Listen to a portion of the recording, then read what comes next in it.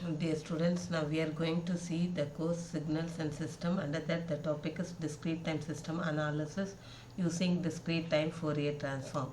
On the completion of this Discrete Time Fourier Transform based system analysis, the students can able to perform the process of convolution between the signals and understand its implication for analysis of linear time invariant systems using DTFT.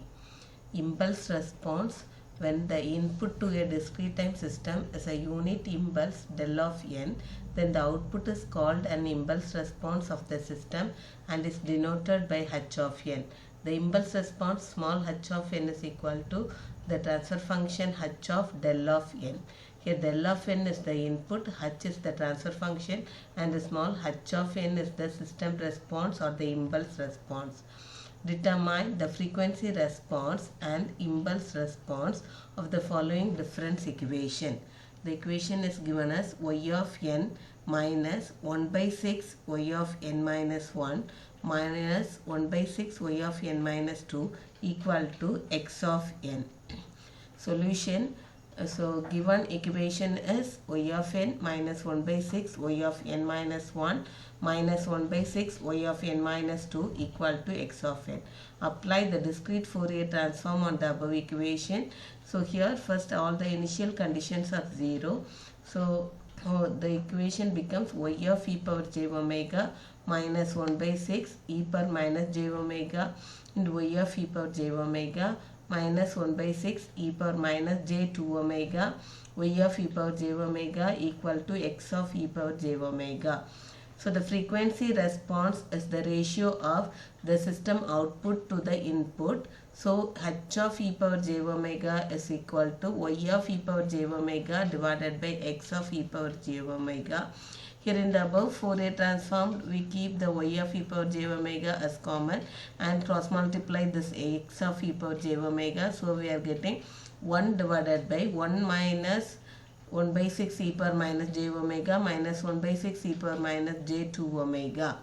So here we change the negative power of e power minus j omega into a positive power. So we multiply and divide the equation by e power j 2 omega. So the equation becomes e power 2j omega divided by e power 2j omega minus 1 by 6 e power j omega minus 1 by 6. So factorize the denominator and cross multiply one of the term e power j omega under the h of e power j omega. So the factorizations are e power j omega minus 1 by 2 and e power j omega plus 1 by 3. Then apply the partial fraction. So h of e power j omega divided by e power j omega equal to a by e power j omega minus 1 by 2 plus b by e power j omega plus 1 by 3. So find the characteristic equation from this partial fraction. So e power j omega a into e power j omega plus 1 by 3 plus b into e power j omega minus 1 by 2. This is the characteristic equation. Then find the a and b value. So to find the a value, substitute e power j omega equal to minus 1 by 2 in equation in the characteristic equation. So 1 by 2 equal to a into 1 by 2 plus 1 by 3. So simplifying this, we are getting a is equal to 3 by 5. Then find the b value, substitute e power j omega equal to minus 1 by 3. Then substitute this in the characteristic equation and simplify the equation. We are getting the b value is 2 by 5. Now substitute the a and b value in the partial fraction. So h of e power j omega divided by e power j omega is 3 by 5 e power j omega minus 1 by 2 plus 2 by 5 e power j omega plus 1 by 3. Now cross multiply this e power j omega to the right hand side of the expression. So h of e power j omega is equal to 3 by 5 e power j omega divided by e power j omega minus 1 by 2 plus 2 by 5 e power j omega divided by e power j omega plus 1 by 3. Then apply the inverse discrete time Fourier transform on this h of e power j omega to get the impulse response h of n. So inverse of DTFT gives h of e power j omega as h of n. 3 by 5 is constant, so 3 by 5. E power j omega divided by e power j omega minus 1 by 2 becomes 1 by 2 the whole power n into u of n.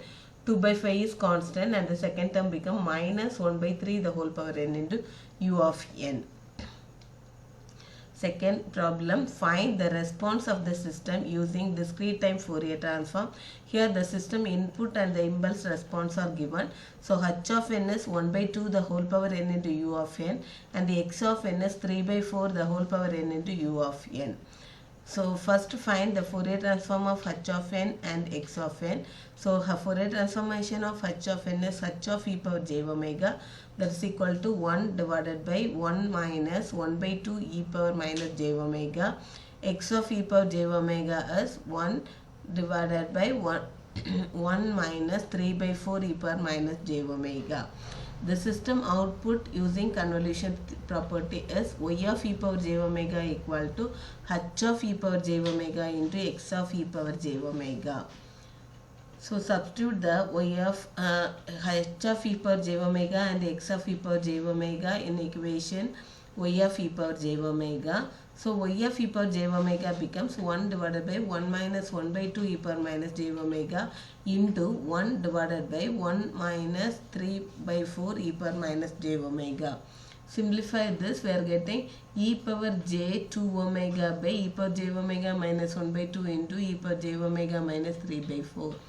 Then cross multiply one of the e power j omega with y of e power j omega and apply partial fraction, that is a by e power j omega minus 1 by 2 plus b by e power j omega minus 3 by 4. Then write down the characteristic equation, that is e power j omega equal to a into e power j omega minus 3 by 4 plus b into e power j omega minus 1 by 2. Find a and b value is from the characteristic equation. So first determine the a value, substitute e power j omega equal to 1 by 2. So the equation becomes 1 by 2 equal to a into 1 by 2 minus 3 by 4. On simplification of this, we are getting a equal to minus 2. So similarly, to find the b value, substitute e power j omega equal to 3 by 4 in the characteristic equation. So the equation becomes 3 by 4 equal to b into 3 by 4 minus 1 by 2. Therefore, b is equal to 3. Substitute the a and b value in the partial fraction. So y of e power j omega divided by e power j omega equal to minus 2 divided by e power j omega minus 1 by 2 plus 3 divided by e power j omega minus 3 by 4.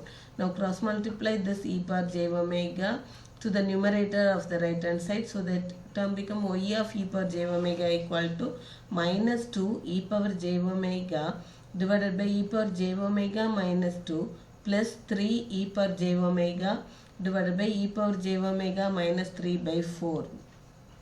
Apply the inverse discrete time Fourier transform on the above equation. So we are getting y of n equal to minus 2 into 1 by 2 the whole power n into u of n plus 3 into 3 by 4 the whole power n into u of n. Quiz question.